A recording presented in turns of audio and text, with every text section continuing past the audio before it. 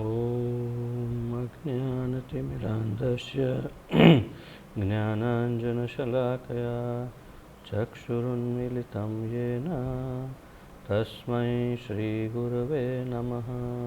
श्रीचैतन्यमनोभीष्टं स्थापितं येन भूतले स्वयं रूपकदा मह्यं ददाति स्वपदान्तिकं। वन्देऽहं श्रीगुरुं श्रीयुतपदकमलं श्रीगुरून् वैष्णवांश्च। श्रीरूपं साग्रजातं सहगण रघुनाथान्वितं तं सजीवं साद्वैतं सावधूतं परिजनसहितं कृष्णचैतन्यदेवं श्रीराधाकृष्णपादान् सहगणललिता श्रीविशाखान्वितांश्च। हे कृष्ण करुणा सिंधो दीनबंधो जगत्पते गोपेश गोपिकाकांत राधाकांत नमोस्तुते। तप्त कांचन गौरांगी राधे वृंदावनेश्वरी वृषभानुसुते देवी प्रणमामि हरिप्रिये। वाञ्छाकल्पतरुभ्यश्च कृपा सिन्धुभ्य एव च पतितानां पावनेभ्यो वैष्णवेभ्यो नमो नमः। अनंतकोटि वैष्णववृंद की जय। नमः ओं विष्णुपादाय कृष्णप्रेष्ठाय भूतले श्रीमते जयपताका स्वामिन् इति नामिने। नमो आचार्यपादाय निताय कृपाप्रदायने गौरकथाधामदाय नगरग्रामतारिणे। नमः ओं विष्णुपादाय कृष्णप्रेष्ठाय भूतले श्रीमते भक्तिवेदांत स्वामिन् इति नामिने। नमस्ते सारस्वते देवे गौरवाणी प्रचारिणे निर्विशेषशून्यवादी पाश्चात्यदेशतारिणे। जय श्री कृष्ण चैतन्य प्रभु नित्यानंद श्री अद्वैत गदाधर श्रीवासादि गौरभक्तवृंद। हरे कृष्ण कृष्ण कृष्ण हरे हरे हरे राम राम राम हरे हरे। हरे कृष्ण कृष्ण कृष्ण हरे हरे हरे राम राम राम हरे हरे। हरे कृष्ण कृष्ण कृष्ण हरे हरे हरे राम राम राम हरे हरे। आप सबका फिर से एक बार स्वागत है हमारे इस अत्यंत सुमधुर ज्ञान यज्ञ में, जिसके अंतर्गत हम श्री भक्ति रसामृत सिंधु का अत्यंत मधुर रसास्वादन कर रहे हैं। और हम भगवान के प्रति जो विशेष गुण है, भाव है भक्तों के, उन भावों में 33 जो मुख्य है उनकी हम चर्चा कर रहे हैं। और उसमें आज हम 30वां अध्याय नंबर 30 चैप्टर 30 का आरंभ करने वाले हैं। और इस अध्याय का शीर्षक है कृष्ण प्रेम के अन्यान्य भाव। तो इसका अगर संधि विग्रह करेंगे तो कृष्ण प्रेम के अन्य भाव, अर्थात कृष्ण प्रेम के अन्य मतलब और जो रह गए वो बाकी के भाव। अभी तक हमने 13 भाव देखे हैं और कृष्ण प्रेम के। अब हम बाकी के जो 20 भाव बाकी है उसका हम यहाँ पर उसकी चर्चा करेंगे। तो आइए शुरुआत करते हैं इस अध्याय की, 30वें अध्याय की। इसमें सबसे प्रथम है मोह। प्रथम शीर्षक है मोह।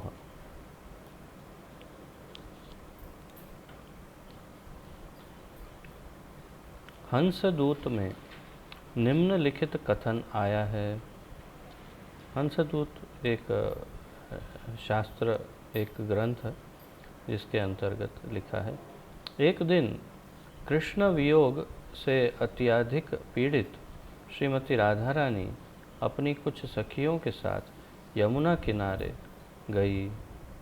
तो एक दिन कृष्ण से वियोग के कारण, भगवान से अलग होने के कारण अत्यंत दुखी होकर के राधा रानी यमुना किनारे गई। यहाँ उन्होंने वह कुटिया देखी जहाँ वे कृष्ण के साथ अनेक बार प्रेमालाप कर चुकी थी। प्रेम आलाप अर्थात प्रेम की बातचीत। तो वो एक कुटिया, एक वहाँ पर झोंपड़ी देखी जहाँ पर दोनों बैठ करके प्रेम की बातचीत करते होंगे। तो वो कुटिया को देख करके बहुत ही व्याकुल हो गई। तो उन घटनाओं का स्मरण करते ही उन्हें मूर्छा आ गई। यह मूर्छा स्पष्ट रूप से प्रकट थी। यह मूर्छा स्पष्ट रूप से प्रकट थी अर्थात कि वास्तविक इससे भाव प्रकट हो रहा था और वो मूर्छित हो गई थी। यह वियोग जनित मोह का दृष्टांत है। तो वास्तव में हम जो दूषणों से मुक्त होने के लिए भौतिक जगत में कहते हैं कि जैसे अहंकार, क्रोध, मोह, मद, मत्सर्य, लोभ, तो ये सब जो दूषण हैं जिससे हमें दूर होना होता है या हमसे दूर करने होते हैं इनको, उसमें एक मोह भी है। हमें मोह से मुक्त होना होता है वास्तव में। परंतु जब ये सारे जब लोभ, मोह, क्रोध, अहंकार, मद, ये सब यदि कृष्ण भावनामृत में इसका उपयोग हो रहा है, कृष्ण के संदर्भ में उपयोग हो रहा है, भक्ति के संदर्भ में, प्रेम के संदर्भ में भगवान से ये अगर उपयोग में ला रहे हैं तो ये शुद्ध हो जाते हैं। फिर इनका त्याग आवश्यक नहीं है। तो मोह से मुक्त किसे होना है, लोभ से मुक्त किसे होना है, क्रोध से मुक्त किसे होना है, तो ये सब इन सब से मुक्त होना है भौतिक संसार में। और भौतिक संसार में इन सब से मुक्त हो करके व्यक्ति स्थिर हो सकता है। परंतु जो ज्ञान मार्गी है, ध्यान मार्गी है, वो सब इससे मुक्त हो करके शून्य में चले जाते हैं, अर्थात संवेदनाएं नहीं रहती। परंतु एक भक्त को इससे विपरीत करना होता इससे विपरीत करना होता है। जो भक्त है वो इससे विपरीत मोह को कृष्ण के प्रति उपयोग करता है, क्रोध को कृष्ण के विषय में कोई कुछ कहे तो उसके प्रति उसका उपयोग करता है। इसी तरह से हर एक ये जो सारे विकार है जिसे हमें त्याग करना होता है भौतिक संसार में, उनको अंगीकार करता है एक भक्त कृष्ण भक्ति के संदर्भ में। तो यहाँ पर मोह है, तो मोह शीर्षक सुनते ही हमें लगेगा कि इसका तो त्याग करना चाहिए। मद, हमने मद की चर्चा की, मद तो त्याग करना चाहिए, परंतु ये मद, मोह, क्रोध, लोभ, ये सब कुछ कृष्ण के संदर्भ में, भक्ति के संदर्भ में, प्रेम के संदर्भ में उपयोग में लिया जाए तो ये दूषित नहीं है, बल्कि ये सर्वश्रेष्ठ है। तो इस बात को हमें समझना होगा, क्योंकि प्रायः लोग कहते हैं कि अरे ये 6 विकारों से मुक्त होना चाहिए, ये है वो है। परंतु हम कहेंगे भौतिक जगत में मुक्त होना है, भक्ति जगत में इसको अंगीकार करना है। तो राधा रानी का मोह है किसके संदर्भ में, कृष्ण के संदर्भ में। कृष्ण से मोह, उनको कोई भौतिक जगत में मोह नहीं है कि मैं बरसाना की रानी हूँ, मेरे पास 12 लाख गाय है, मेरे पास ये है, बंगलो है, गाड़ी है, मोबाइल है, मेरे पास बहुत अच्छा सौंदर्य है। उनका चिंतन केवल कृष्ण का है, तो वो कृष्ण के लिए चिंतन करते करते उनका जो मोह है वो प्रकट होता है प्रेम के कारण। तो यहाँ पर वही दृष्टांत दिया है कि मोह, जब सामान्य जगत में मोह भंग होता है, अर्थात मोह पर आघात होता है, तो व्यक्ति व्याकुल हो जाता है या बेसुध भी हो सकता है, जैसे राधा रानी। परंतु भेद वही है, भौतिक जगत का और आध्यात्मिक। तो श्रीमती राधा रानी ने वो कुटिया देखी जहाँ कृष्ण और श्रीमती राधा रानी मिलते थे, और उन्हें संस्मरण हुए, पुरानी यादें ताज़ा हुई, और उन यादों के कारण, प्रेम के वियोग के कारण वे बेसुध हो गई, अर्थात मूर्छित हो गई वहाँ पर।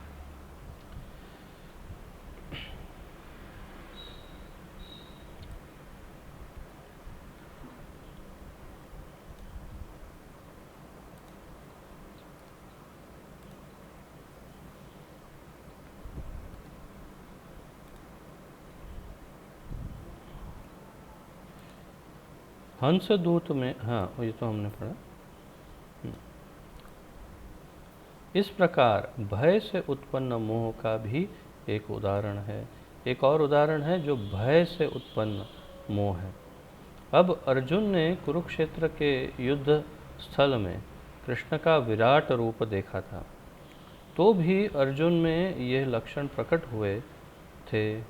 उनका मोह इतना प्रबल था कि उनका धनुष बाण उनके हाथ से गिर पड़ा और उन्हें कुछ भी स्पष्ट नहीं दिखा। तो भगवान के विराट रूप का दर्शन कर चुके थे और सब ज्ञान भगवत गीता का प्राप्त किया था। सब कुछ होने के बाद भी ऐसे मोहित थे अर्जुन कि फिर भी मोह के कारण उनका धनुष हाथ से गिर गया इत्यादि। तो ये भय से उत्पन्न मोह का उदाहरण है।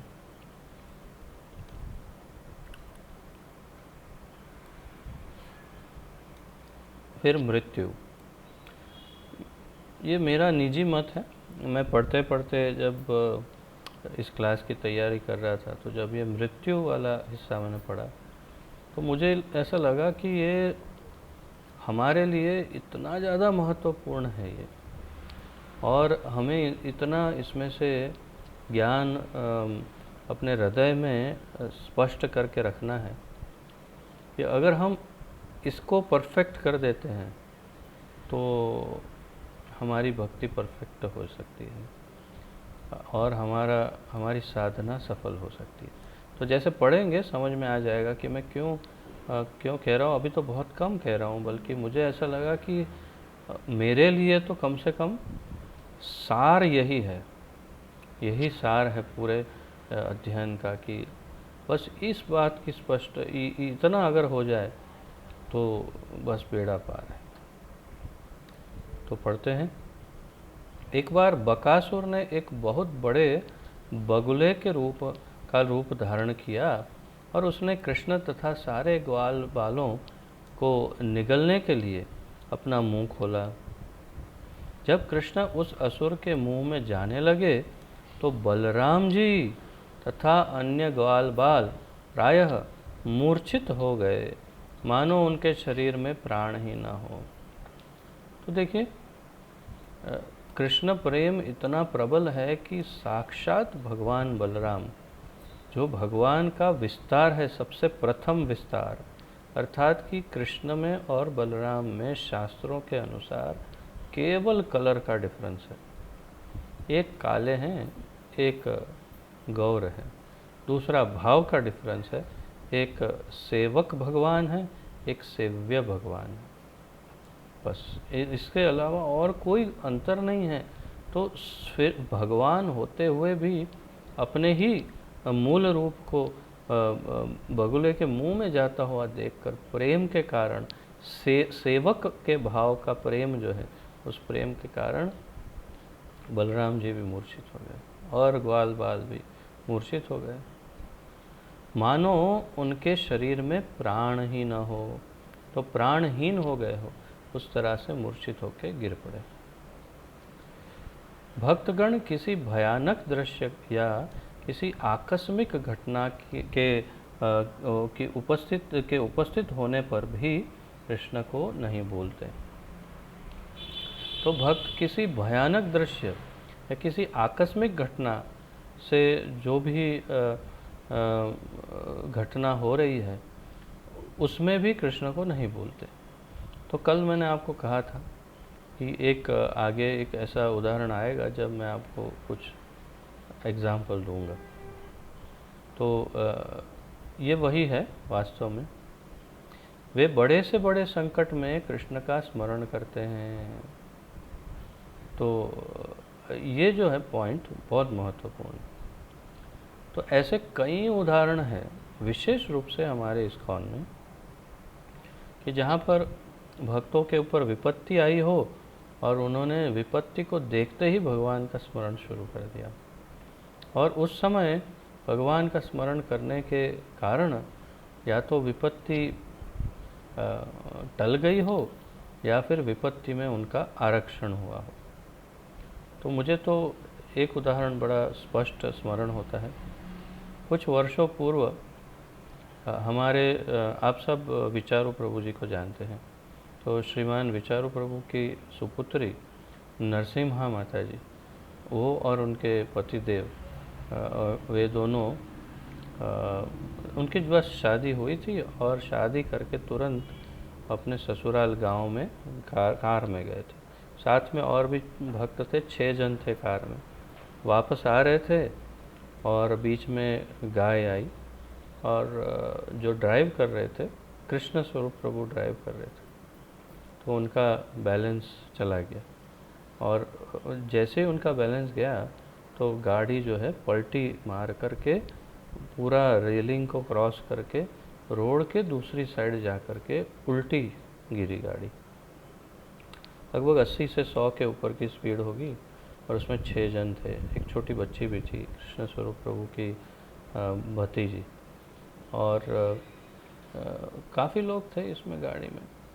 तो अब 2 कारण है। एक तो मैं स्वयं कार ले करके वहाँ पर उस स्पॉट पर गया था जहाँ पर एक्सीडेंट हुआ था। तो हम लोग फिर उनको अपनी गाड़ियों में बिठा करके फिर अस्पताल ले जाना, वो सब हम कर रहे थे।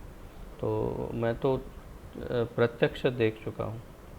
और वे बता रहे थे कि जैसे ही कृष्ण स्वरूप प्रभु का स्टीयरिंग पर से कंट्रोल गया और गाड़ी ने अपना रुख बदल दिया, तो बिना किसी बाह्य क्या कहते सूचन या किसी निर्देश के स्वाभाविक रूप से स्वतः ही सारे भक्तों के मुंह से अचानक निकलना शुरू हो गया, जय नरसिंह देव, जय नरसिंह देव, जय नरसिंह देव। सब लोग जय जय नरसिंह देव, जय नरसिंह देव।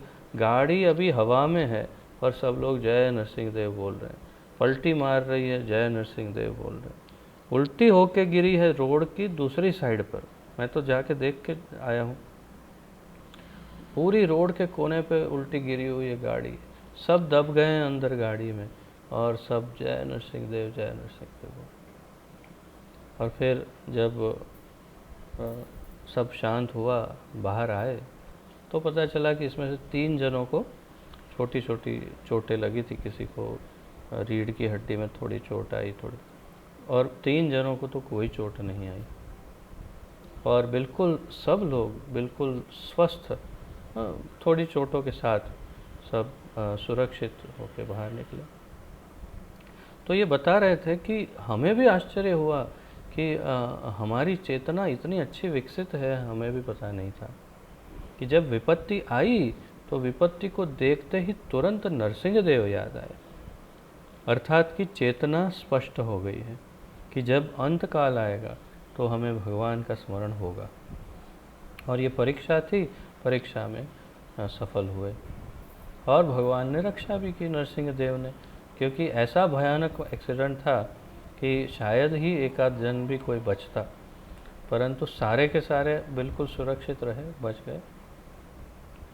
तो तात्पर्य यह है कि इसी प्रकार जब भी विपत्ति आती है तो भक्तों को स्वाभाविक रूप से ही भगवान का स्मरण हो आना चाहिए। ये कब हो सकता है? जब प्रैक्टिस हो तब। प्रैक्टिस अर्थात कि क्या कहते हैं इसे, प्रैक्टिस को क्या कहते हैं हिंदी में? अभ्यास, अभ्यास, जब अगर अभ्यास हो तो ही संभव है। तो अभ्यास, अगर हम प्रतिदिन अपनी साधना शुद्ध रखते हैं, दिन रात हमारी चेतना में भगवत स्मरण है, तो ही ये संभव है, तो ही अंत काल में हमें भगवान की याद आएगी। अन्यथा भौतिक संसार में ऐसे समय पर लोगों को कुछ भी याद नहीं आता, या फिर कुछ न कुछ भौतिक वस्तु याद आती है। तो हमारी चेतना इस तरह से विकसित करनी है हमें, साधना के द्वारा और भगवत स्मरण के द्वारा, कि अंत काल में हमें भगवान की याद आए और हमारा जीवन सफल हो। तो यहाँ प्रभुपाद जी यही इंगित कर रहे हैं, भक्तगण किसी भयानक दृश्य या किसी आकस्मिक घटना की के उपस्थित होने पर भी कृष्ण को नहीं भूलते। वे बड़े से बड़े संकट में भी कृष्ण का स्मरण करते हैं। तो जी ये उदाहरण है, ये तो बच्चे जैसे ही सब यंगस्टर्स थे सभी, तो फिर भी उनको स्मरण हुआ। तो अगर और अधिक वर्षों तक अभ्यास करेंगे तो अवश्य स्मरण होगा भगवान का। कृष्ण भावनामृत का यही लाभ है। यहाँ तक कि मृत्यु के समय भी जब शरीर अपना सारा कार्य करना बंद कर देता है, तो भक्त अपने अंतःकरण में कृष्ण का स्मरण कर सकता है। तो ये लाइन जो है, मुझे ऐसा लगा कि मैं जैसे आपको अभी थोड़ी देर पहले बता रहा था कि सबसे महत्वपूर्ण यही है कि यदि जीवन भर भगवद चेतना में, कृष्ण चेतना में यदि हमने समय बिताया है, अगर अच्छे से साधना की है, तब ये घटना हमारे साथ घट सकती है, अन्यथा नहीं। तो क्या हो सकता है, अगर हमारी साधना अच्छी रही हो, अगर चेतना कृष्णमय हो, तो अंत समय में तो भक्त अपने अंतःकरण में कृष्ण का स्मरण कर सकते हैं। कब? मृत्यु के समय, जब शरीर अपना सारा कार्य करना बंद कर देता है, सारी इंद्रियां अपना कार्य करना बंद कर देती है, उस समय भी हम भगवान का स्मरण कर सकते हैं। चेतना इतनी विकसित हो सकती है, इससे वह भव सागर में पुनः आने से बच जाता है। तो यदि आप लोगों को ये लगभग निश्चित हो कि भव सागर में पुनः नहीं आना, तो फिर चेतना इस प्रकार विकसित करनी होगी, और इससे यही लाभ होगा कि दोबारा आना नहीं पड़ेगा। इस प्रकार कृष्ण भावनामृत मनुष्य को तुरंत भौतिक स्तर से आध्यात्मिक जगत में ले जाता है। तुरंत भौतिक स्तर में था, अब भी मृत्यु हो ही नहीं कि सीधा आध्यात्मिक जगत में पहुंच गया। बस कुछ क्षणों की देर है, परंतु इसके लिए हमें हमारी चेतना को विकसित करना होगा। ये बहुत बहुत महत्वपूर्ण है। अंत काले च मामेव स्मरण मुक्त्वा कलेवरम। तो अंत काल में जो मेरा स्मरण करते हुए अपना शरीर छोड़ता है, कलेवर छोड़ता है, सप्रयाति मद्भावम यान्ति नास्ति यत्र संशयः। इसके अंदर कोई भी शंका नहीं है। कृष्ण कहते हैं कि इसमें कोई शक नहीं है। जो अंत काल में मेरा स्मरण करते हुए शरीर त्याग करता है, उसको मेरा ही लोक, मेरा ही धाम प्राप्त होता है, मुझे प्राप्त होता है। इस संबंध में मथुरा में मरने वाले कुछ व्यक्तियों के विषय में कहा जाता है, इन व्यक्तियों की सांस थोड़ी थोड़ी चल रही थी, उनकी आंखें खुली थी, उनके शरीर के रंग बदल चुके थे और वे कृष्ण के पवित्र नाम का जप करने लगे। इस अवस्था में उन्होंने अपने भौतिक शरीर को त्याग किया। ये लक्षण मृत्यु के पूर्व के हैं, अर्थात जो उत्तम भक्त हैं वो इसी प्रकार अपना शरीर त्याग करते हैं। अगर कोई अकस्मात वगैरह ना हो दुर्भाग्यवश, तो इसी प्रकार भक्त अपना शरीर त्याग करते हैं। अंतकाल समझ करके समझ जाते हैं अब अंत काल आया और भगवान का नाम जप, नाम स्मरण करते करते करते शरीर त्याग करते। आलस्य, अगला पॉइंट है आलस्य।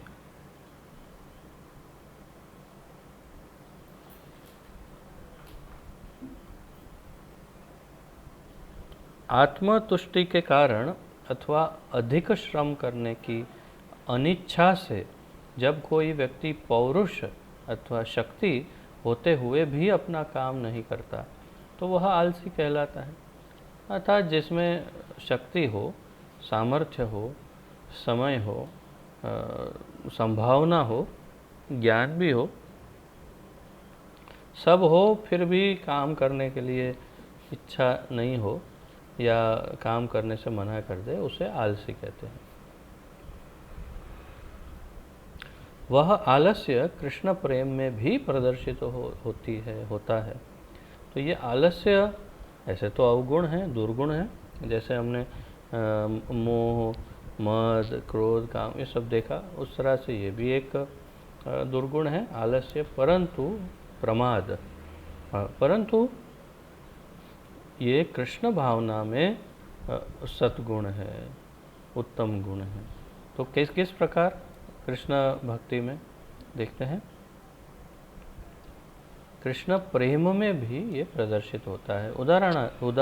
उदाहरणार्थ जब नंद महाराज ने कुछ ब्राह्मणों से गोवर्धन पर्वत की परिक्रमा करने के लिए प्रार्थना की तो उन्होंने कहा कि वे गोवर्धन की परिक्रमा करने की अपेक्षा आशीर्वाद देने में अधिक रुचि रखते हैं। तो ब्राह्मणों को कहा कि आइए चलिए परिक्रमा करते हैं, हम आशीर्वाद देंगे तो इससे सब सही हो जाएगा। यह आत्मतुष्टि से उत्पन्न आलस्य का उदाहरण है। आत्मतुष्टि अर्थात वो तुष्ट हैं, वो जानते हैं कि अब हमें भगवत प्राप्ति हो चुकी है, अब हम नहीं भी चक्कर लगाएंगे तो चलेगा।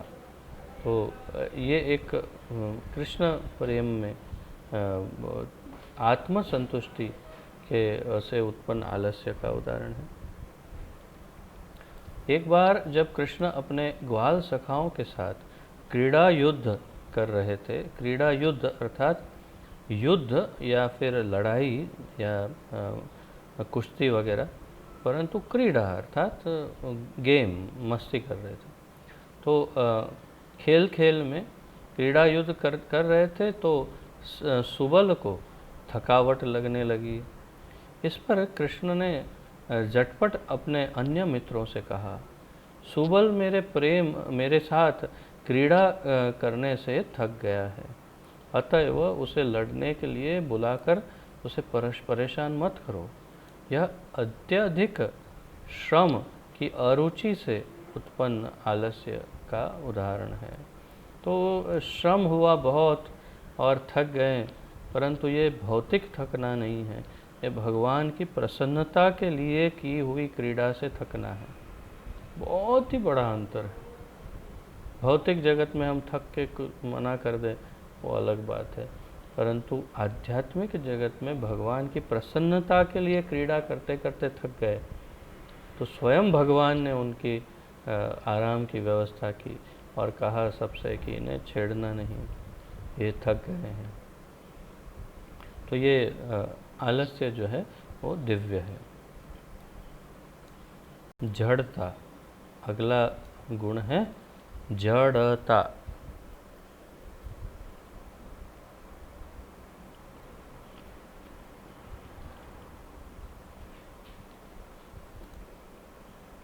श्रीमद् भागवत में 10, 21, 13 दसम स्कंद 21वां अध्याय और 13वां श्लोक 10.21.13 में गोपियाँ कहती हैं,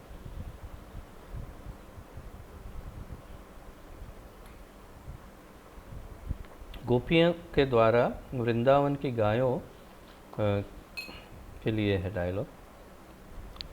गोपियों द्वारा वृंदावन की गायों की जड़ता की प्रशंसा का उल्लेख मिलता है। गोपियाँ वृंदावन की गायों की जड़ता, जड़ अर्थात जो अचेतन हो, अर्थात कि जो चलित न हो, जो हिल डुल ना सके, जो एक जगह स्थिर हो जाए, स्टैच्यू, मूर्ति की तरह, उसे जड़ कहते हैं, जड़ता। तो गोपियाँ वृंदावन की गायों की जड़ता की प्रशंसा करती है। आश्चर्य है, एक तो गाय और उनकी जड़ता और उनकी फिर प्रशंसा भी, तो ये आश्चर्य अभी दूर हो जाएगा।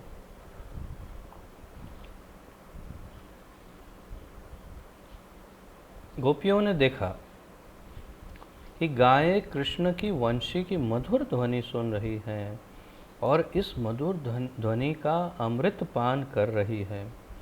बछड़े स्तंभित थे, अर्थात जड़ हो गए। अतएव वे गायों के थनों से दूध पीना भूल गए। उनकी आंखें मानो कृष्ण का आलिंगन कर रही थी और उनकी आंखों में अश्रु आ गए थे। गायों में यह कृष्ण की वंशी की दिव्य ध्वनि को सुनने से उत्पन्न जड़ता का उदाहरण है। तो गाय के बछड़े जो हैं वो सब स्तंभित हो गए और दूध पीना छोड़ दिया और कृष्ण की ओर देखने लगे और आंखों से अश्रुधारा बहने लगी और आंखों से भगवान का आलिंगन कर रहे। गाय का बछड़ा कभी अपनी माँ को छोड़ता नहीं और दूध पीना बंद करता नहीं, उसे छुड़ाने के लिए बड़ा प्रयास करना पड़ता है। तो ऐसे में भगवान की वंशी सुन करके ये सब स्तब्ध हो गए, शिथिल हो गए, जड़ हो गए।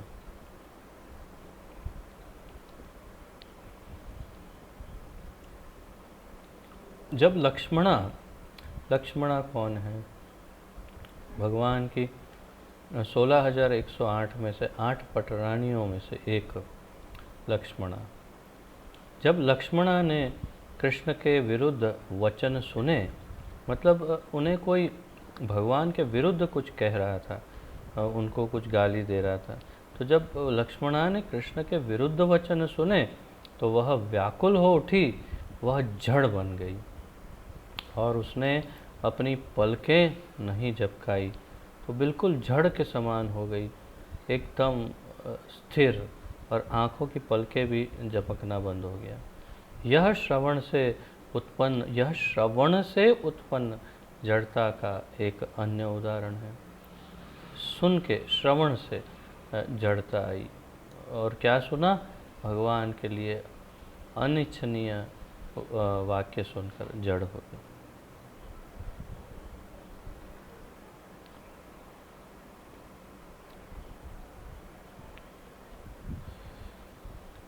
श्रीमद् भागवत में 10वें स्कंद 71वां अध्याय और 39वां श्लोक 10.71.39 में राजा युधिष्ठिर के मोहित होने का वर्णन मिलता है, अर्थात जड़ होने का।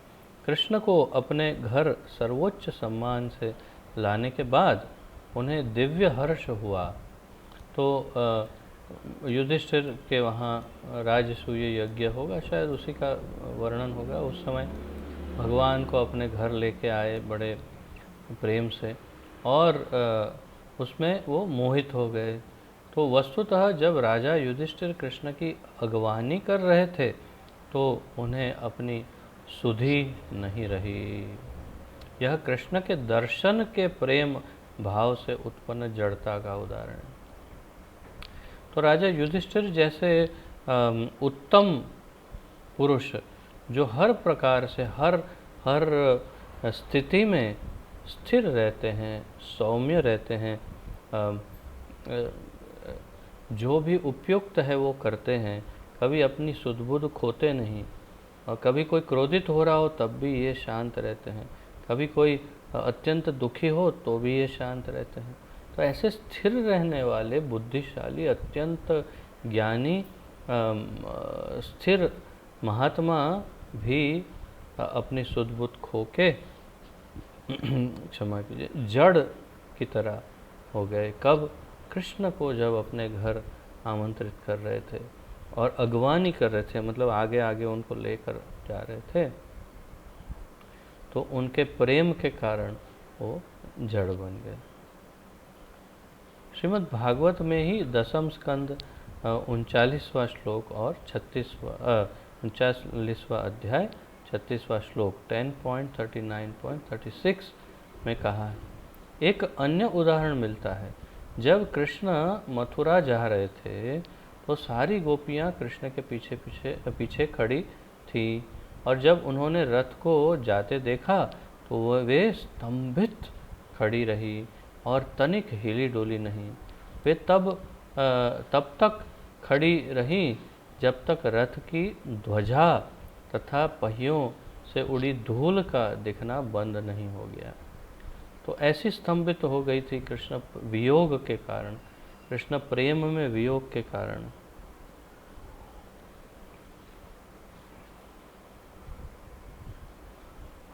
कि बिल्कुल अपनी सुध बुध खो बैठी। और भगवान का रथ अक्रूर जी जो लेके जा रहे थे, वो दूर जाते जाते जाते जाते उसकी ध्वजा वो भी दिखनी बंद हो गई। फिर धूल के पहियों में से जो धूल उड़ी वो भी धीरे धीरे धीरे शांत होकर बैठ गई। तब तक वो बिल्कुल स्तब्ध होकर के, अवाक होकर के, शिथिल होकर के ऐसे ही खड़ी रही, जड़वत अर्थात जड़ के समान। एक बार कृष्ण के एक मित्र ने कृष्ण को इस प्रकार संबोधित किया, हे मुकुंद, हे कृष्ण, आपसे बिछड़े ग्वाल बाल इस तरह खड़े हैं मानो पेशेवर ब्राह्मण के घर में उपेक्षित अर्चा विग्रह हो। तो यहाँ पर दो बात है। एक तो कृष्ण प्रेम के कारण कृष्ण के मित्र सब स्तब्ध होके बिल्कुल एक मूर्ति की तरह जड़ होकर के खड़े रह गए। ये तो एक बात है। दूसरा, साथ साथ में उन पेशेवर ब्राह्मणों की निंदा भी कर दी कहने वाले ने, कि किस प्रकार ब्राह्मण केवल अपना पेट पालने के लिए अर्चा विग्रह की सेवा करते हैं। तो प्रभुपाद जी अब विस्तार से समझाते हैं इस बात को।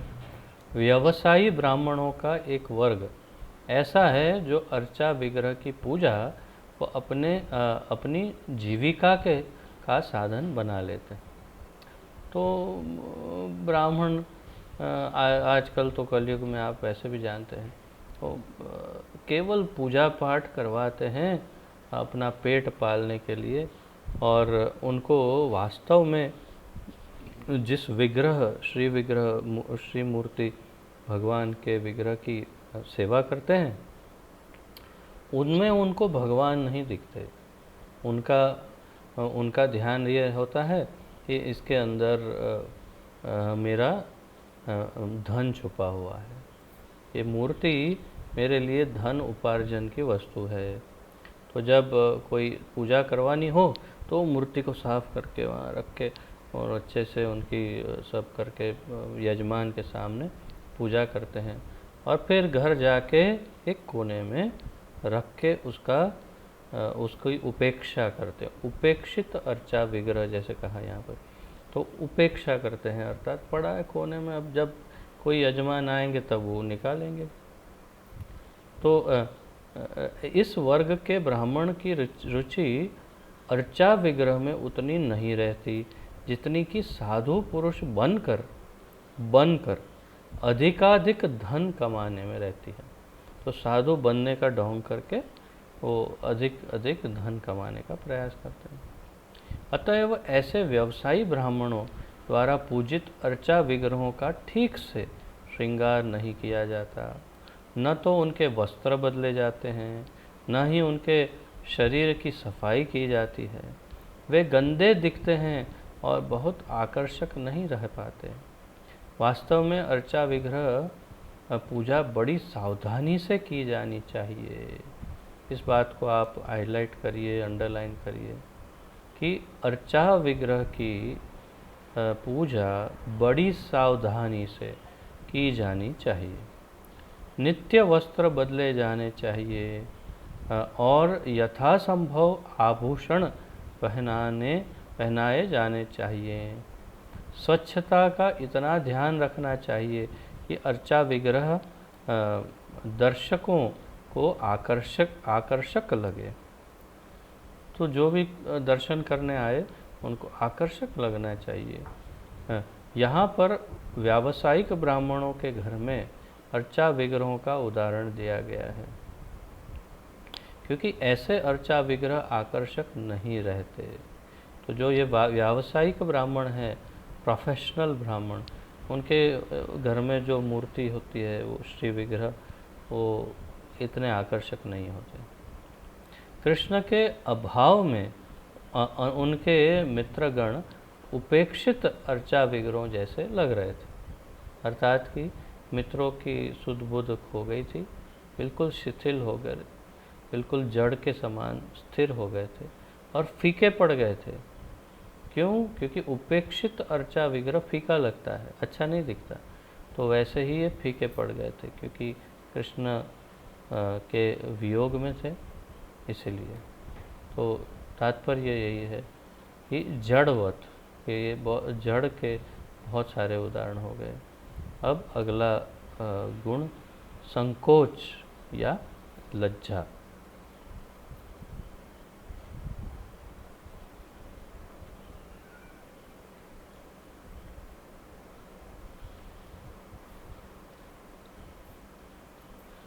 जब कृष्ण से राधा रानी का प्रथम परिचय कराया गया तो वे बहुत संकुचित हुई थी।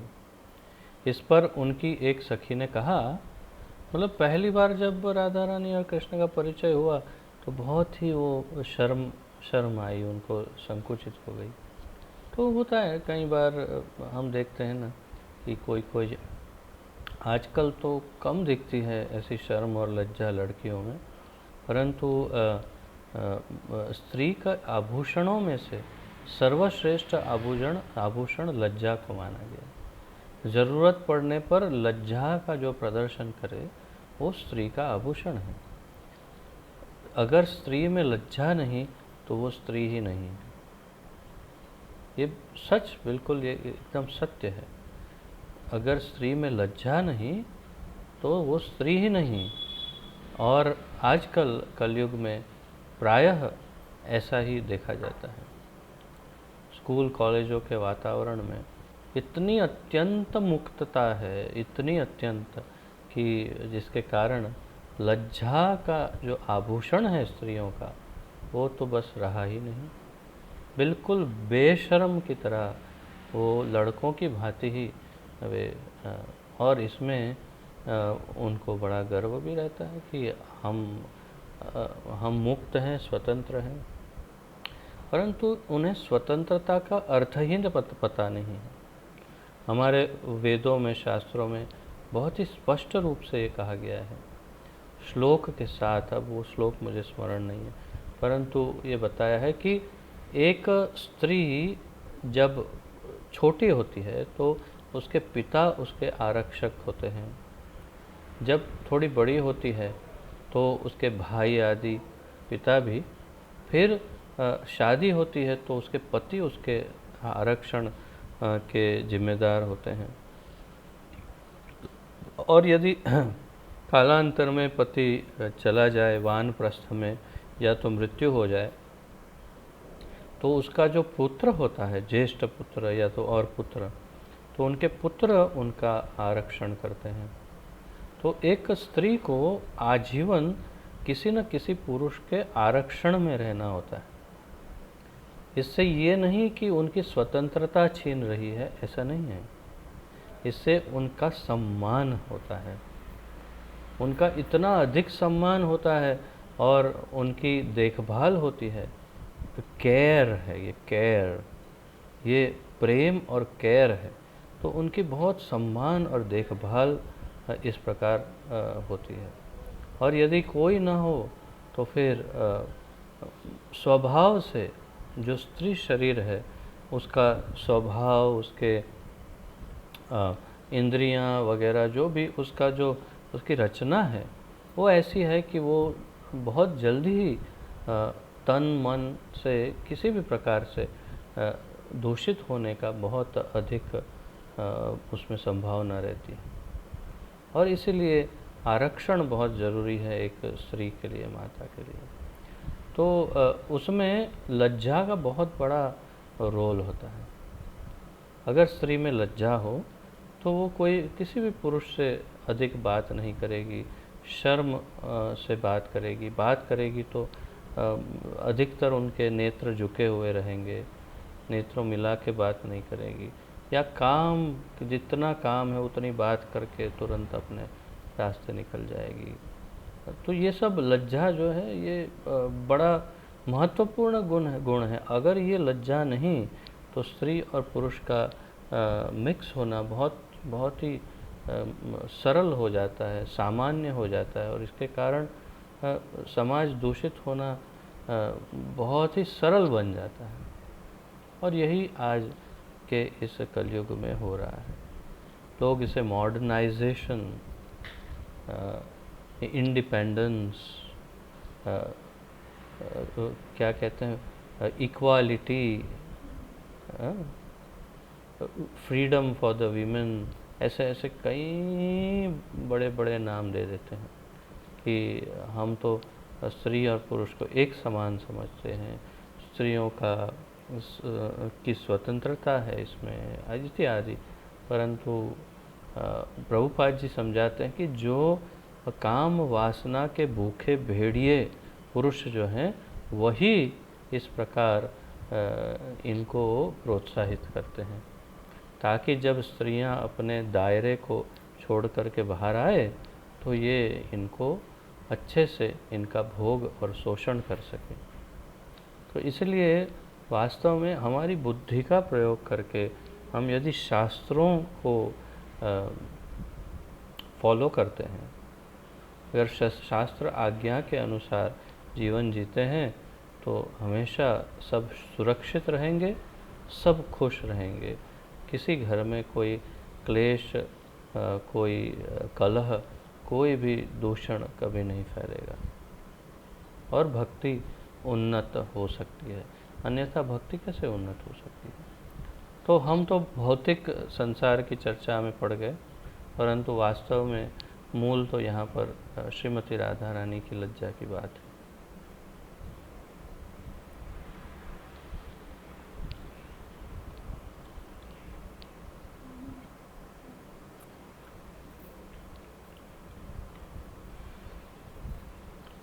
तो उनकी सखी उनसे कहने लगी, राधा रानी से, हे सखी, तुमने पहले ही गोविंद के हाथों में अपने हाथ को आपको तथा अपने सौंदर्य को बेच दिया है। अब तुम्हें लज्जा नहीं आनी चाहिए। अर्थात कि भगवान को मिलने से पहले ही मन ही अंतरकरण में ही वो तो भगवान की ही है, तो फिर अब शर्म किस बात की, ऐसा कहना चाहती है सखी। तो इसमें अब मिलने से क्या औपचारिकता की शर्म आ रही है? शर्म क्यों भाई, पहले से तो तुम भगवान की ही हो। अब तुम्हें लज्जा नहीं आनी चाहिए। जरा प्रसन्न मन से उसकी ओर देखो। जिस व्यक्ति ने दूसरे व्यक्ति को अपना हाथ बेच दिया हो, उसे क्षमा कीजिए, हाथी, यहाँ हाथी का उदाहरण है। जिस व्यक्ति ने दूसरे व्यक्ति को अपना हाथी बेच दिया हो, उसे हाथी को नियंत्रण में रखने वाले अंकुश के बेचे जाने पर झगड़ा नहीं करना चाहिए। अर्थात उदाहरण कैसा दिया है, किसी ने, मेरे पास हाथी है, हाथी को कंट्रोल में रखने के लिए अंकुश है, मैंने हाथी मेरा किसी को दे दिया, आप हाथी ले जाइए। फिर वो आके व्यक्ति अंकुश लेकर जा रहा है, तो मैं कहूँ, अरे अंकुश क्यों ले रहा है, ये अंकुश मेरा है, ये है। अरे भाई, पूरा हाथी तो उसको बेच दिया, अंकुश रख के क्या करेगा, अंकुश दे दे। तो सखी ऐसी सलाह दे रही है कि तुम जब स्वयं ही पूरी भगवान की हो तो अब लज्जा रख कर क्या फ़ायदा होगा। लज्जा तो वो अंकुश रखने के बराबर है, तो लज्जा भी छोड़ो, बात करो आराम से, ऐसी सलाह दे रही थी। इस प्रकार की लज्जा कृष्ण प्रेम में नवीन परिचय के कारण है। तो कृष्ण प्रेम में नया परिचय जब होता है कृष्ण से, तो एक प्रकार की इस प्रकार की लज्जा या शर्म आती है।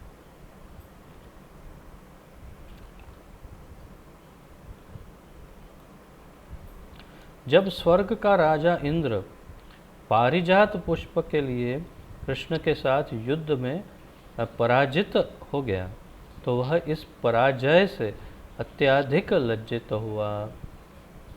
पारिजात पुष्प के लिए युद्ध में इंद्र पराजित हुए और फिर पराजय की वजह से अत्यंत शर्म आ गई उनको, लज्जित हुए, क्योंकि पहले ही बहुत होशियारी दिखा रहे थे और फिर बाद में जब हार गए, भगवान पारिजात ले गए तो बहुत शर्म आ गई। वह कृष्ण के समक्ष सर नीचा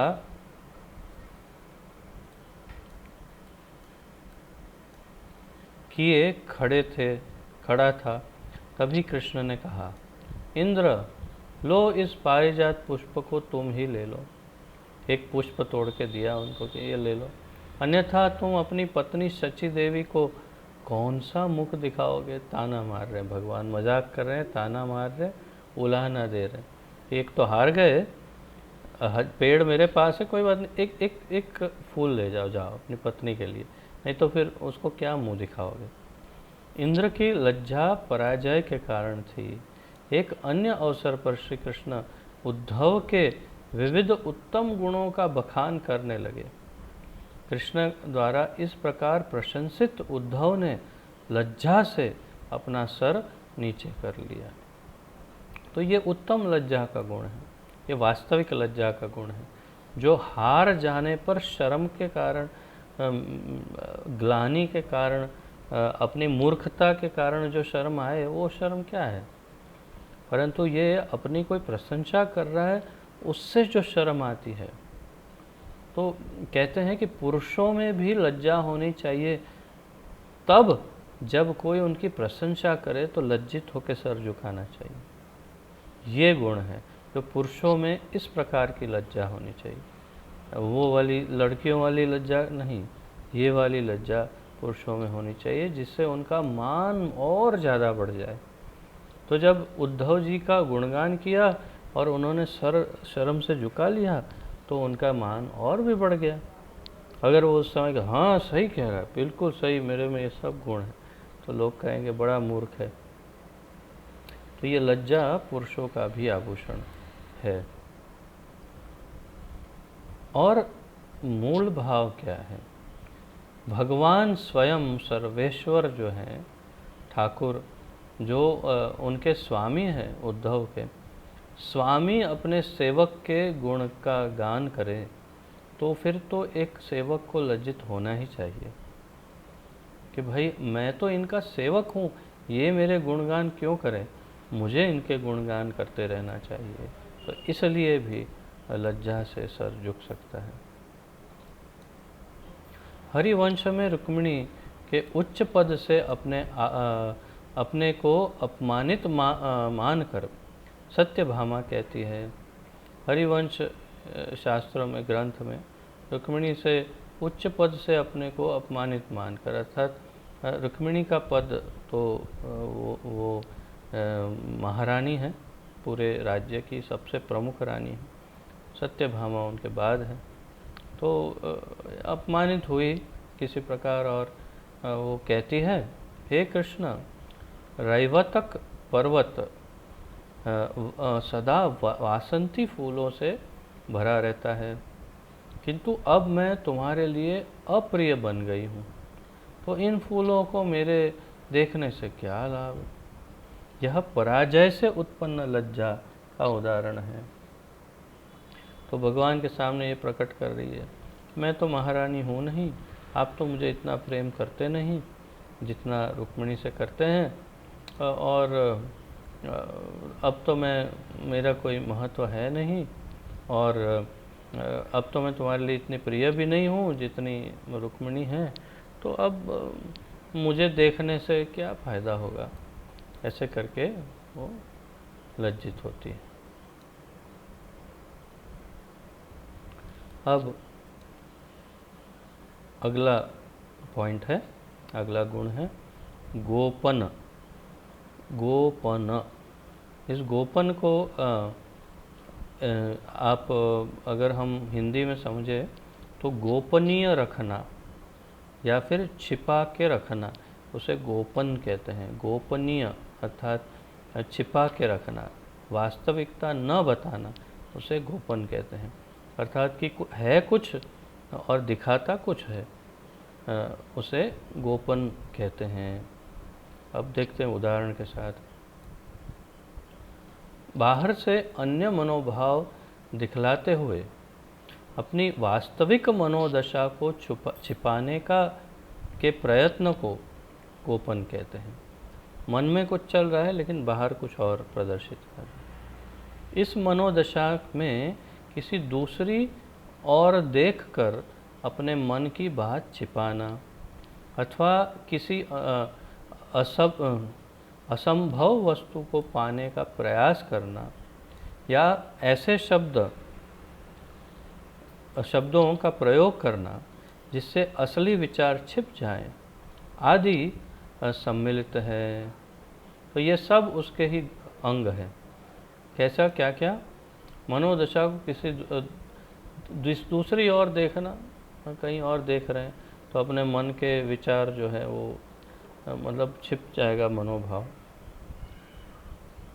अथवा किसी असंभव वस्तु को पाने का प्रयास करना, तो मनोभाव ही किसी को पता नहीं चलेगा। कुछ देखो बोलो कितना परिश्रम कर रहा है इसको प्राप्त करने के लिए, लेकिन वास्तव में मनोभाव कुछ और है। या ऐसे शब्दों का प्रयोग करना जिससे असली विचार छिप जाए। तो ये सारे उदाहरण यहाँ पर देंगे हमें रूप गोस्वामी कि मन में कुछ है और बोलेंगे कुछ। आज सबसे ज़्यादा तो यही चलता है, जो आखिरी वाला भाव है, जो स्थूल जगत में, भौतिक जगत में, भौतिक संसार में इसका बड़ा उपयोग होता है। मन में कोई और भाव है और अपनी वाणी से कुछ और प्रकट करते हैं।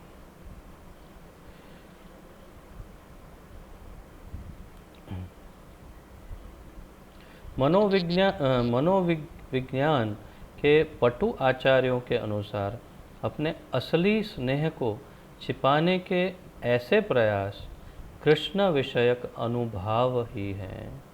तो ये अब यहाँ पर इसे कृष्ण भक्ति, कृष्ण प्रेम के संदर्भ में बताया है।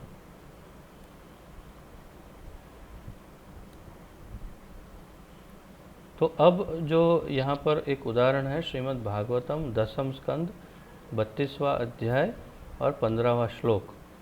ये मैं पढ़ूंगा नहीं, आप स्वयं अपने पुस्तकों से पढ़िए और फिर हम इसके पश्चात अगले पैराग्राफ में जाते हैं। आप अपनी पुस्तक से पढ़ लीजिए।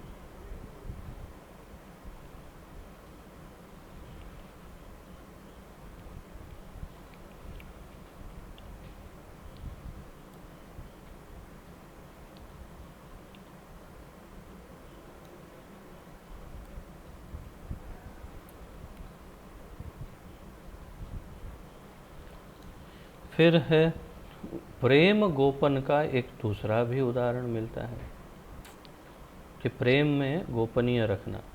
जब परम विदूषक कृष्ण, अब ये शब्द बड़ा महत्वपूर्ण है। विदूषक का अर्थ है जोकर, हंसाने वाला, मजाक करने वाला, जो सबको क्या कहते हैं उसे, एंटरटेन करने वाला। What is the Hindi word for entertain?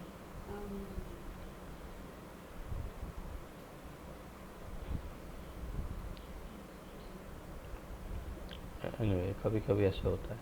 तो सबका दिल खुश करने के लिए, सबको प्रसन्न करने के लिए, मनोरंजन करने के लिए, मनोरंजन, तो मनोरंजन करने के लिए एक विदूषक जोकर जो है, सब ऐसे काम करते हैं कि जिससे लोग हंसते हैं। अवश्य आप भी अपने घरों में अपने परिवार को मनोरंजन देने के लिए कभी कभी ऐसे विदूषक जैसे करते होंगे। करना चाहिए, अपने घर के सदस्यों को हंसाते रहना चाहिए। तो जब परम विदूषक कृष्ण ने सत्यभामा के आंगन में, अब परम विदूषक, विदूषक में सबसे श्रेष्ठ शिरोमणि, सबसे बड़ा जोकर कौन है? तो वह है कृष्ण। तो परम विदूषक कृष्ण ने सत्यभामा के आंगन में पारिजात वृक्ष लाकर लगा दिया। तो विदर्भ राज की पुत्री रुक्मिणी अति अधिक नाराज हुई। अब वो जानती थी कि वो महारानी है, और सभी रानियां ऐसे तो सभी कृष्ण को अत्यंत प्रेम करती हैं, परंतु स्त्री सहज स्वभाव है कि एक दूसरे के प्रति थोड़ी जलन हो ही सकती है। तो स्वाभाविक था कि सत्यभामा के आंगन में पारिजात लगा, रुक्मिणी के आंगन में नहीं लगा, तो अत्यंत व्याकुल हो गई, क्रोधित हुई, अत्यधिक नाराज हुई। किंतु अपने सहज विनीत आचरण के कारण उन्होंने कुछ प्रकट नहीं किया। तो अपना जो स्वाभाविक उनका जो बहुत ही विनम्र आचरण था, उससे कुछ प्रकट नहीं होने दिया। अतः रुक्मिणी के मन की असली दशा को कोई जान नहीं पाया। यह स्पर्धा जनित गोपन का उदाहरण है। स्पर्धा जनित अर्थात कंपटीशन में भी कुछ छिपाने के लिए मनोभाव को, कुछ अपना भाव प्रकट होने नहीं दिया। श्रीमद् भागवत में प्रथम स्कंद 11वां अध्याय 32वां श्लोक 1.11.32 में कहा, एक और भी उदाहरण प्राप्त होता है। द्वारका में प्रवेश करने पर कृष्ण के परिवार के सदस्यों ने उनका भिन्न भिन्न प्रकार से स्वागत किया। अपने पति को दूर से देखकर द्वारका की रानियों ने झट मन में ही उनका आलिंगन किया। स्वाभाविक है, एक परिणित स्त्री है, अपने पति को देखती है तो स्वाभाविक रूप से उनको बहुत समय से देखने के बाद उनको आलिंगन करने की इच्छा होती है। तो मन में उन्होंने मानसिक रूप से उनका आलिंगन किया, और वे धीरे धीरे उनकी ओर निहारती रही। तो धीरे धीरे निहारती रही अर्थात कि एकदम ऐसे खुली आंख करके एक टक देखना, तो ये तो बेशर्मी है। इसलिए अपनी शर्म को देखते हुए जब जैसे मौका मिलता रहा, भगवान की तरफ निहारती रही।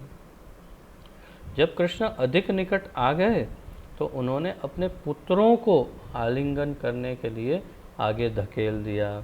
तो पुत्रों को आगे बढ़ाया कि आप जाके आलिंगन करो। अन्य स्त्रियां लज्जा के कारण आंसू न गिराने का प्रयास कर रही थी। तो बाकी स्त्रियां सब जितनी थी वो शर्म के कारण ऐसे कि सबके सामने रोएंगे तो कितना खराब दिखेगा, इसलिए वो अपने आंसुओं को रोकने का प्रयास कर रही थी। ये हर्ष के आंसू थे कि भगवान लौट के आए, खुशी के आंसू। फिर भी वे आंसुओं को बाहर गिराने से रोक नहीं सकी। यह लज्जा से जनित गोपन का उदाहरण है। तो ये शर्म से जनित गोपनीयता का उदाहरण है कि प्रयास किया उन्होंने अपने भाव को छिपाने का। एक अन्य अवसर पर जब श्रीमती राधा रानी ने सोचा कि कृष्ण किसी अन्य स्त्री पर अनुरक्त हैं, तो उन्होंने अपनी सखी से कहा। राधा रानी ने देखा कि कृष्ण तो लीलाधर है, गोपी जन वल्लभ है, तो सारी गोपियों को आनंद प्रदान करते हैं। तो उन्होंने देखा कि ये किसी और गोपी की तरफ अभी आकर्षित हो गए हैं, या तो उनके साथ अधिक मिक्स हो रहे हैं। तो उन्होंने कहा, हे सखी, ज्यों ही मैं इस गोप बालक कृष्ण को किसी अन्य स्त्री पर अनुरक्त होने का विचार करती हूँ, त्यों ही मैं भय से आतंकित हो जाती हूँ और मुझे रोमांच हो आता है। तो जैसे ही कल्पना करती है, स्वाभाविक है, ये भी स्त्री सहज स्वभाव है कि जैसे ही वो सोचती हैं कि कृष्ण किसी और स्त्री के साथ है, तो मैं अत्यंत व्याकुल होके रोमांचित हो जाती हूँ, मेरे रोंगटे खड़े हो जाते हैं। ऐसे अवसरों पर मुझे अत्यंत सतर्क रहना चाहिए कि कहीं कृष्ण मुझे देख न लें। तो कृष्ण देख लेंगे, रोमांच हो गया है, उनके मुख के हाव भाव बदल गए, तो तुरंत भगवान पहचान जाएंगे, अच्छा तो राधा रानी को जलन हो रही है अभी। और फिर क्या करेंगे भगवान? और जलाएंगे, क्योंकि उसका स्वभाव है, तो वे और जलाएंगे। इसलिए राधा रानी उनको सतर्क रहना चाहती है। यह लज्जा तथा कूटनीतिक आचरण से कुटिलता जनित गोपन का उदाहरण है। तो ये राधा रानी की कूटनीति है कि कृष्ण को पता नहीं चले, हाँ ठीक है तुम घूमो किसी के भी साथ, मुझे क्या फ़र्क पड़ता है, ऐसा दिखाना का प्रयास करती है। वास्तविकता कुछ और है। यह कहा गया है, यद्यपि श्रीमती राधा रानी ने कृष्ण के लिए प्रगाढ़ प्रेम विकसित कर लिया था, किंतु उन्होंने इसे अपने हृदय के एक कोने में छिपा रखा था, जिससे अन्य लोग उसकी वास्तविक दशा को पहचान न पाएं। तो अत्यंत प्रेम, परंतु ऐसा छिपा के रखा था हृदय में कि दूसरे लोग जल्दी से पहचान नहीं पाए। यह औदार्य से जनित गोपन का उदाहरण है। एक बार जब कृष्ण तथा उनके गोप मित्र परस्पर बातें कर रहे थे, तो कृष्ण अपने मित्रों को अनौपचारिक भाषा में संबोधित करने लगे।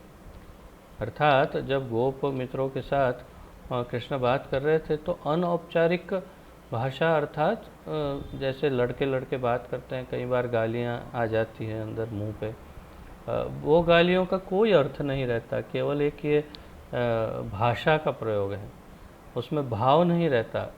वो एक प्रेम की भाषा है जिसमें गालियाँ देते हैं। तो वहाँ विशेष रूप से यदि आप ब्रज की भाषा में देखिए तो इतनी ज़बरदस्त मस्त मस्त गालियाँ देते हैं ब्रजवासी, और उनका भाव बिल्कुल शुद्ध रहता है। तो वो ब्रज की भाषा में बड़ी सुंदर सुंदर गालियाँ हैं। और हमारे ग्रुप में वो हमारे प्रिय अमृतमय हरिनाम प्रभु, वो ब्रजवासी हैं, तो वो हमें हमारे साथ जब रहते तो हमें कभी कभी बताते हैं कि कैसी कैसी मीठी मीठी गालियाँ ब्रजवासी एक दूसरे को देते हैं। तो वो जब अपनी उस जवान में बोलते तो इतना मीठा लगता, इतना अच्छा लगता, दे रहे हैं गाली लगती बड़ी मीठी हैं। तो जैसे मान लो दो मित्र हैं, वो एक दूसरे को कह दिया, अबे भूतनी के, मतलब तेरी माता भूत है और तो भूतनी का बेटा है, तो कितनी बड़ी गाली है। परंतु एक मित्र प्रेम से दूसरे को दे रहा है, और ये ब्रज में ऐसा चलता है। तो ये सब जो अनौपचारिक भाषा है, कृष्ण भी उसका उपयोग करते थे। उस समय कृष्ण का नौकर पतरी भी इस बातचीत का आनंद ले रहा था, नौकर भी साथ में था, किंतु अपने दास पद का स्मरण करके पत्नी ने, क्षमा कीजिए, पत्री ने अपने स्वामी को नमस्कार किया और बड़े ही आदर एवं संयम से अपनी हंसी को रोका। तो क्योंकि ये तो नौकर है, नौकर को अपनी मर्यादा में रहना होता है। मालिक के कंधे पे हाथ रख के या हंसी मजाक करके ताली बजा के इस तरह बात नहीं कर सकते, क्योंकि नौकर है, दास है। तो उसने अपने दासत्व की सीमा को ध्यान में रखते हुए ऐसा नहीं कि कूद पड़ा और अरे क्या बोल रहे हैं, मज़ा आ गया, ऐसे नहीं। उसने अपनी हंसी को भी दबा दिया और अपने शर्म से अपना सिर जो है उसे झुका दिया। तो यह दमित हंसी आदर भाव से विकसित गोपन का उदाहरण है।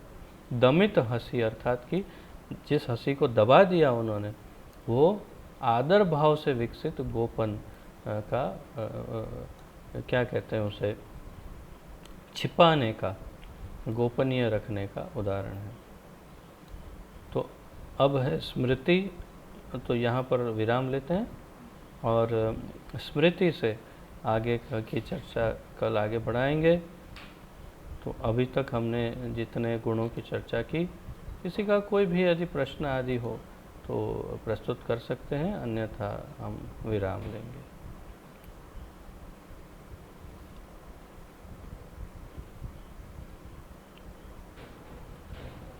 आप में से कुछ कुछ भक्तों के चेहरों को देख करके मैं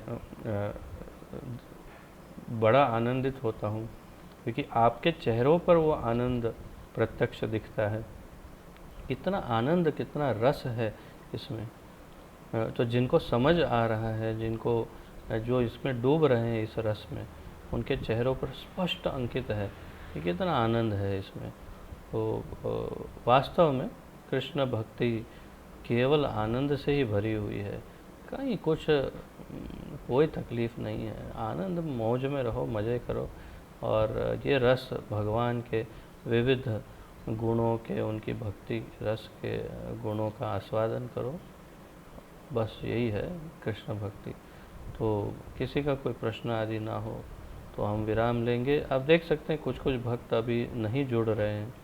तो जैसे विपिन बिहारी प्रभु हमारे प्रिय जो हैं, वो 9 साढ़े 9 बजे तक अपना व्यवसाय करते हैं, आजकल संघर्ष कर रहे हैं। तो मुझे बता रहे थे कि वो ये रिकॉर्डिंग बाद में सुन लेते हैं।